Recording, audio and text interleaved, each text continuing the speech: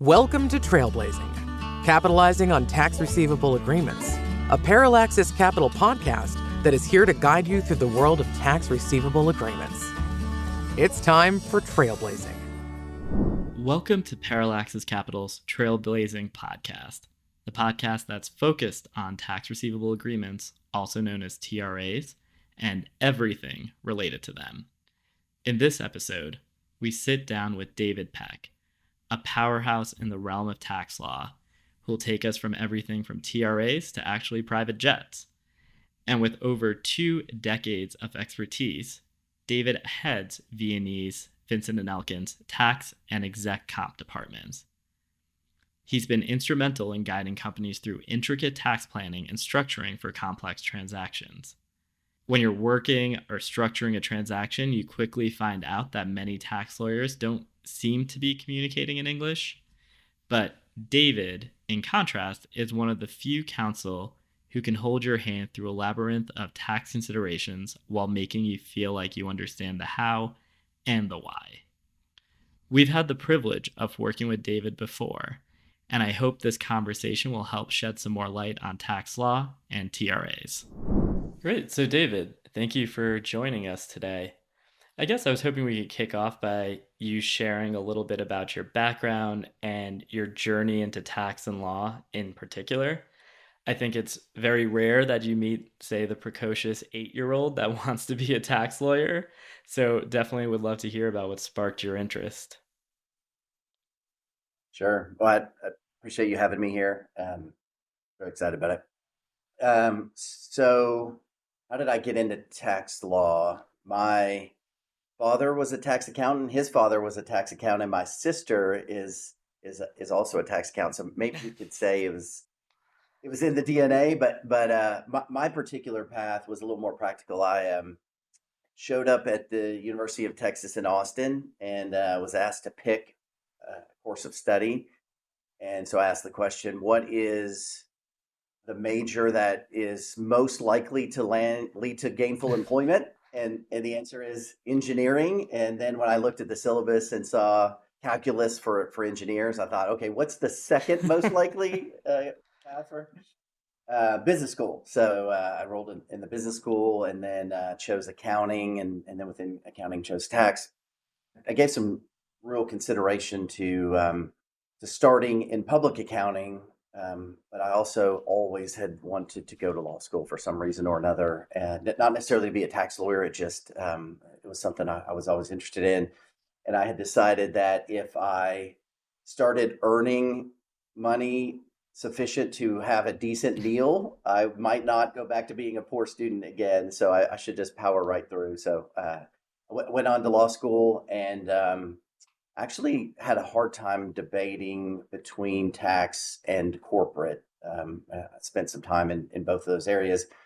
But once I got immersed in some of the tax projects, I knew that was the right home for me. It sort of hit my personality well. So maybe it is in the DNA. There's certainly taxes in the DNA, I guess. Maybe what caused you to switch from accounting to law then? Or did you consider accounting like really full time? Yeah, I actually did. I did an internship. I interviewed with an accounting firm, gave some real consideration to spending a few years in the accounting firm before I went to law school.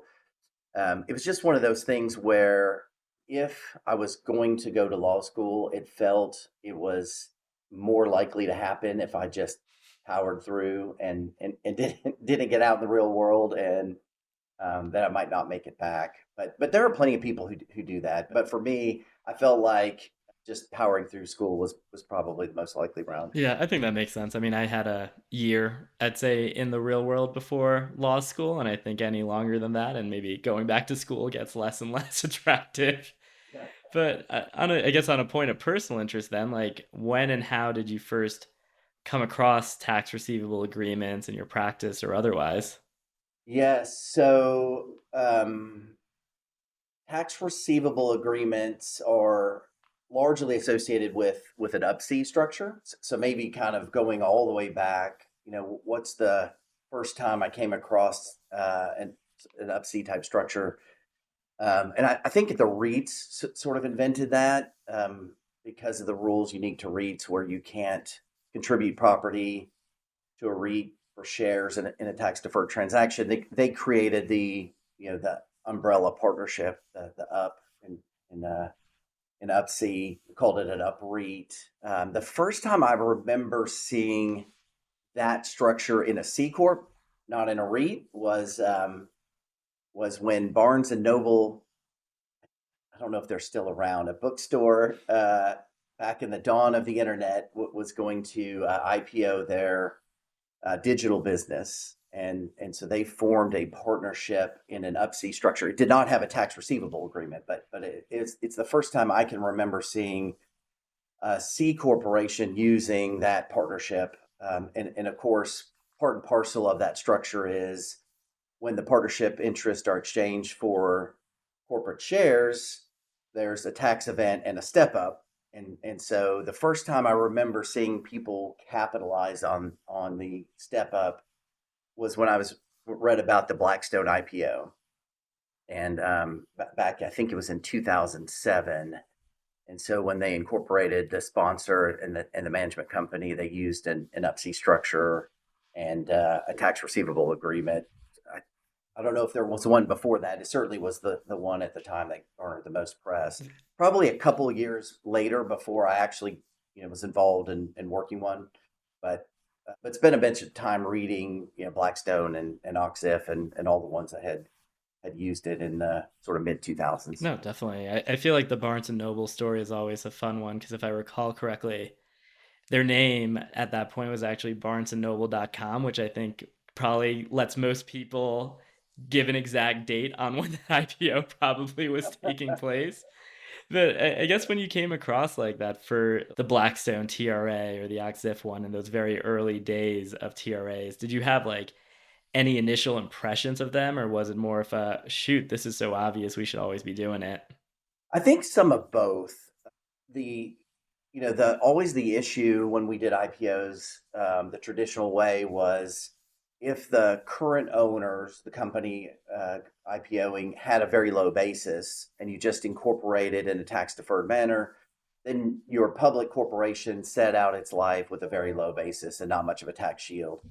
And so the UP-C structure made a lot of sense. Well, I mean, you could also have an IPO transaction structure where it's fully taxable upfront, right? And you see some of those where a company IPOs with a 330H10 election or in a fully taxable transaction and gives the public company a full basis step up at the beginning of its life, right? But the downside for that is somebody's paying tax at the IPO and not at a later point when they get liquidity. So once you sort of try to put together a solution for those two problems, how can we give the corporation stepped up tax basis so it starts life with full attributes, but yet have the owners not recognize a tax event until they're ready to get liquidity, and sort of the UP-C structure captures both of those. Once you sort of hear about it and read about it, it makes a lot of sense. It's not something that is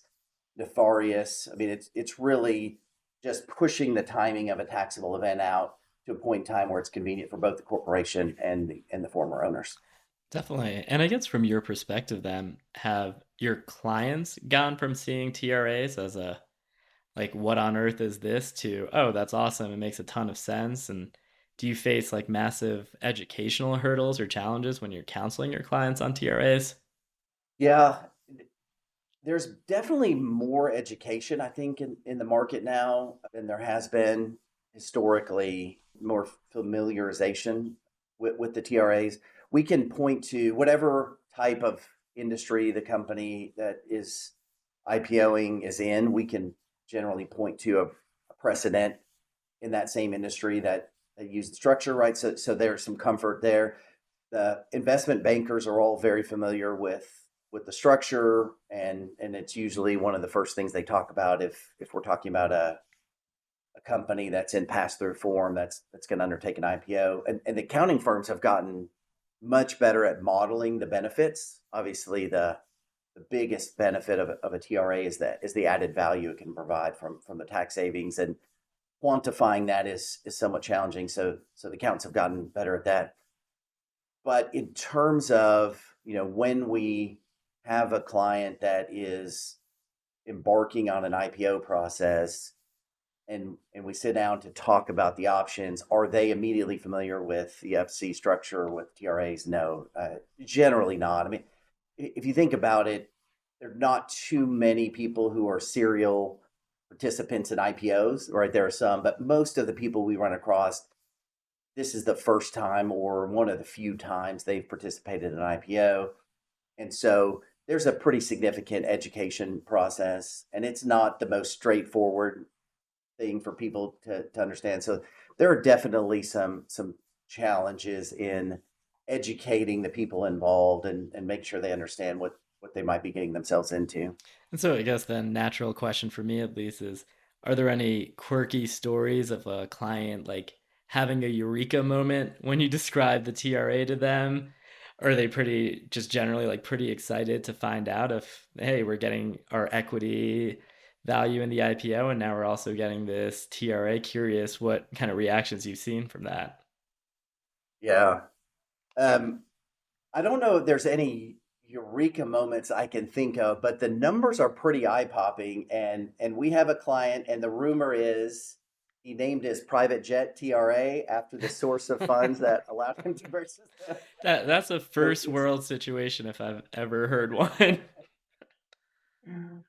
That it can definitely be a lucrative process if used properly, and so especially when you get some numbers in front of people in the right situation, it gets people's attention, and then it's sort of getting them focused on, okay, what are the counter considerations, what are the drawbacks, what are the complexities involved that you need to make sure you understand. Definitely. I guess maybe the pro is puts you one step closer to a private jet, but what should company owners and advisors know then from the other side of things, like before they Right. implement the TRA? So there's a couple of topics that are pretty common that we end up sort of going round and round with to make sure they understand. So there are definitely some complexities, right? We're talking about a structure where in an Up-C structure where your public company doesn't own 100% of the business, it owns a controlling interest in a partnership, and there are non-controlling minority owners. And so there are complexities with the accounting and accounting for non-controlling interest holders. There's also complexity with the calculations on the tax receivables and the step ups. There are some limitations about if you have that structure, your ability to be included on indexes that we want to make sure our securities folks. Sometimes people have some concerns about what's referred to as like the poison pill effect. If your tax receivable agreement accelerates on a change of control, then you have what could be sort of a costly expense for the company on a change of control at the expense of the shareholders. If you want to take advantage of the tax receivable agreement, then you'll continue to own your LLC interest. You won't get publicly traded shares. And as I mentioned before, you'll eventually will exchange your LLC units for shares in a taxable transaction. But having LLC units that are not listed does not give you the same immediate liquidity effects as having publicly traded shares. You have to exchange those and for shares before you can sell. And there's some limitations on your ability to do exchanges, both sort of tax structured wise and also administratively. You don't want exchanges to happen every day. It's somewhat costly. And so making sure people understand, what their ability to get liquidity is if they continue to own LLC interest. But probably the biggest thing is getting people to understand what the magnitude is for them and when it could be realized, right? Because TRA payments are based on the tax savings that the corporation actually realizes. And so you have sort of two components. You have tax attributes that you have to deliver to the corporation, and those can vary quite wildly, even among owners who are sort of commonly owning the target corporation. You could have a group of shareholders with very low basis who can deliver a very significant step up in their exchange, and they would be in line to get a much bigger tax payment. Or you could have shareholders who have a high basis who don't deliver much at all. So each group of individual owners, depending on their particular attributes, could be differently situated. So people are going to want to understand and not necessarily be perfectly aligned. But then the second component is, even when you deliver tax attributes to the corporation has to actually use them to reduce its tax liability. And in some cases, you've got corporations that are making unlimited amounts of taxable income and they're absorbing every attribute they can get. But there are also plenty of situations where the corporation doesn't generate a lot of taxable income, has their own net operating losses, has favorable tax benefits it creates itself, and so therefore, might not need those tax benefits generated. And even if it does use them, the payments are tied to when the tax is saved. So a tax benefit isn't delivered until you effect an exchange. And even then, it might be delivered over an extended period of time. Not uncommon to have the tax benefits realized over a 15-year period. So even though the numbers are eye-popping, we need to make sure people understand, what does it mean to them? Are they going to get the benefit of it because the corporation can save taxes, and over what time period? Those are all pretty complicated calculations that it takes some time for people to understand. No, definitely. And I mean, I guess those calculations in some part are the core part of our business. So certainly familiar with that. And so where do you see TRAs going from here then? I mean, even when we started this strategy in 2017, the market has grown substantially. It's grown. If your baseline is the time of the Blackstone TRA, I think you've seen so much growth in the space over the last 20 or so years. What do you think the next 20 years will look like? Well, it's always difficult to predict the future, but I mean, given the trajectory we're on, and given the success that a lot of these TRAs have had, it seems like the market for them is going to continue to grow. I mean, we've got a continued increase use of pass-through vehicles, right? And the TRA is most effective, I think, when a pass-through vehicle is undergoing an IPO, because that allows you to generate the step up in basis, and we're getting more and more use of pass-through entities. Another factor in favor of TRAs is the differential in tax rates between corporation, or the corporate tax rate relative to the other tax rates. And so, if right now we're at sort of a historically low corporate tax rate, but you can envision a situation where we sort of head back up closer, maybe not to 35 where we had come from, but something north, which is going to make the tax receivable agreements more beneficial.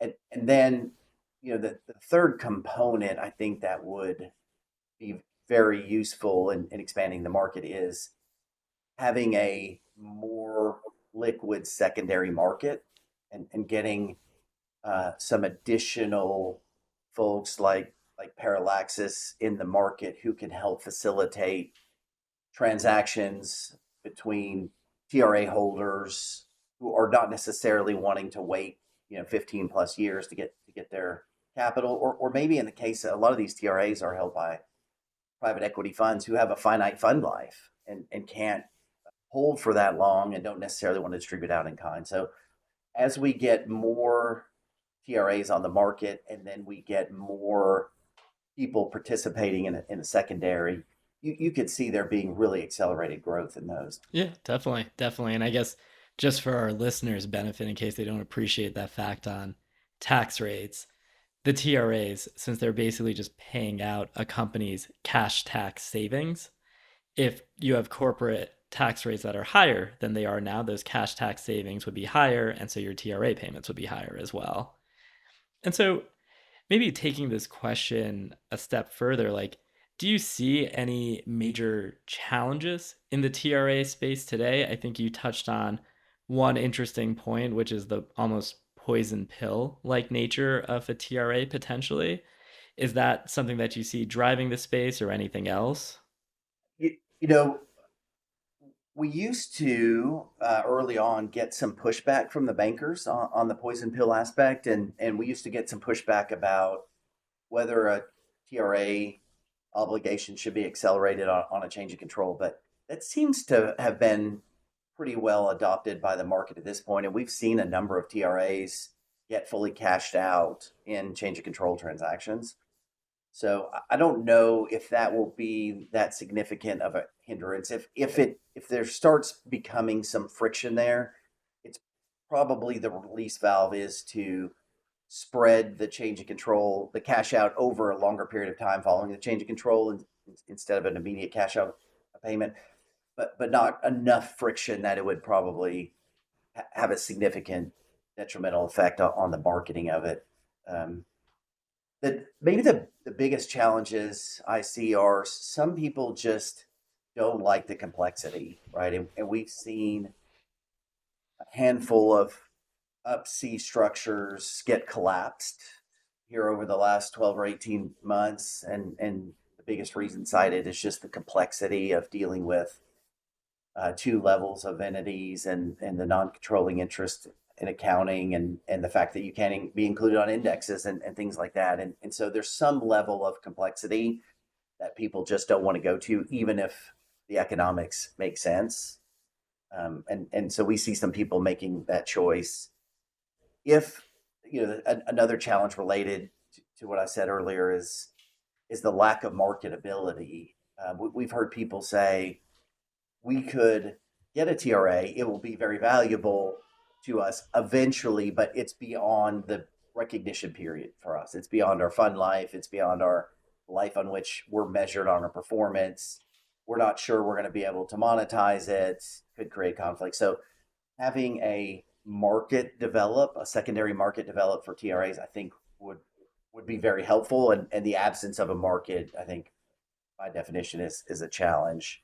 Yeah, definitely. And I like to think at Parallaxes, we're certainly doing our part, at least, to build that nascent market and take it to the next level.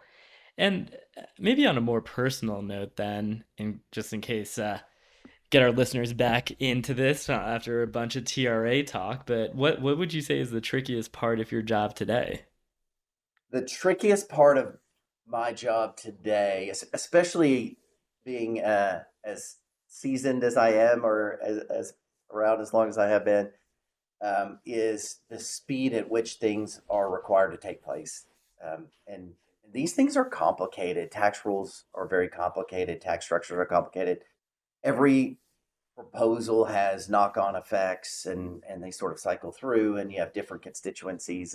And so the days of getting a handwritten markup and having 2 weeks to think through all the issues and turn it back are over, and now you get a Word document emailed to you and you're expected to type your changes in and send it back in 4 hours, and that's really the challenge. It's the way the world is going. There's no way to stop it, but what you have to do to address it is you have to really staff up on your resources. You've got to have some really good resources available on a moment's notice. So when something comes in that requires immediate attention, you're able to, throw enough resources at it to tackle in the time frame you're allotted. Yeah, definitely. And I certainly wouldn't take that as a personal attack, but I feel like I've probably been guilty of that with you guys in the past. I guess, what do you think's been driving that? Is it just a difference of clients' expectations or technology, or curious how you've seen that change? Technology is definitely a big part of it. Back when, not to sound like, one of those old guys, but I am one of those old guys. When I started practicing law, one law firm was in charge of inputting changes to a document, and they did that through their word processing department, which had like 30 people in a centralized building. And the other law firms who were involved turned in hand marks that they FedExed back, and one word process, because you couldn't. The technology wasn't where people could input on multiple sides. You didn't have the capability of responding, on a moment's notice or overnight, or if you were out of town, And so a lot of the technological developments have made it, there have been a lot of great things because of the technological developments, but one of the downsides is you can always be reached at any time, and so people understand that. I think business has moved faster too. I think the desire to get things done more quickly before markets change, before people change their mind, that kind of thing has really pushed it. And then, to some extent, the lawyers are probably just guilty of, consistently giving in to demands, and facilitating, further demands on time and resources. Definitely. And I know you've reached, I think, what many would consider to be kind of one of the summits of being a tax attorney. What would you say continues to drive and motivate you in your work now? Is there a particular goal that keeps you passionate about what you're doing? I don't know if I have a goal. I'm not sure what it is, but I can tell you the things that motivate me. Number one is the people that I'm fortunate enough to work with, and that includes, the people who work with me in my group, the people in other groups that I work with, the clients, like you and some of the others I'm fortunate enough to have are just, I mean, incredibly supportive and appreciative and very smart and thoughtful and hardworking. And it really does make what is, somewhat of a laborious job, at least according to my kids, uh, a pretty fun job to have too. Just the people that you get to spend time with every day. And then the other factor is there's just a constant change in things that you're working on, which make it challenging, right? There's very rarely a complete repeat transaction, and you've got tax laws that change. I've spent probably more time in the last 18 months learning the Inflation Reduction Act and renewable tax credits than anything else I've done, and that's all sort of a recent development. And before that, spent a tremendous amount of time in the SPAC world, and you just sort of things change over time, laws change, transactions change, and so it's always something fresh and new to learn, new problems to solve. Those are the two things I think that really keep me energized and day to day. Definitely. I thought the easy answer to that might be the fact that you have a kid that's starting college soon. But and always love to close with a bit of a lighter question. So I guess just imagine you've been granted the ability to time travel for a day. Where and when would you go? What's one piece of advice you'd give to your younger self or just someone from that time period? Wow, It's a that's a deep loaded question, I question. know. Well, okay, so I'll answer that with, I think, what is a humor story. So there's a somewhat within the halls of E&E famous, maybe infamous email chain from November of 2013, where one of our corporate partners in New York sent an email to me and said, "Hey Peck, have you ever heard of this thing called a Bitcoin?" And I respond, "No idea what you're talking about." And he said, "Hey, check out this article. It's some kind of a cryptocurrency where you can mine it." And he said, "You're smarter at this than I am," which I'm not sure that was actually true, but why don't you look into it? And if you think it's a good idea, we'll both invest in it. Otherwise, we'll pass. So the email chain takes 3 weeks off, and then it picks back up, and it says, "Hey, I looked into this, read a couple articles. It seems like a fad to me. I don't see how it's going to go anywhere. We're probably just going to lose our money. Let's just pass on this." And the response is, "Okay, sounds good." I think I might go back in time and type a different email Th- if I had the time machine. that's a fair one. I guess every cloud has a silver lining. If that chain had gone otherwise, I can't imagine we'd had the pleasure of speaking with you today on this podcast. So I'll take it. But David, thank you so much for being a guest. Really loved our conversation. And thanks for everything you've been doing in the space. All right, we really appreciate everything you've done as well. Thanks for having me. Thank you. Keep riding with us as we blaze the TRA trail by subscribing in your preferred podcast app. Learn more and get in touch at plxcap.com. That's plxcap.com. Information presented is for informational purposes only and does not intend to make an offer or solicitation for the sale or purchase of any securities. Parallaxes Capital Management LLC's podcast and its associated links offer news, commentary, and generalized research, not personalized investment advice.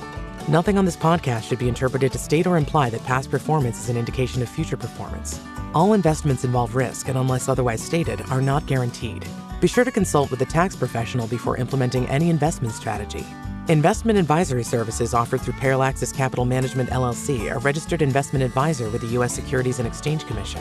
Registration does not imply a certain level of skill or training. Past performance is not indicative of future results.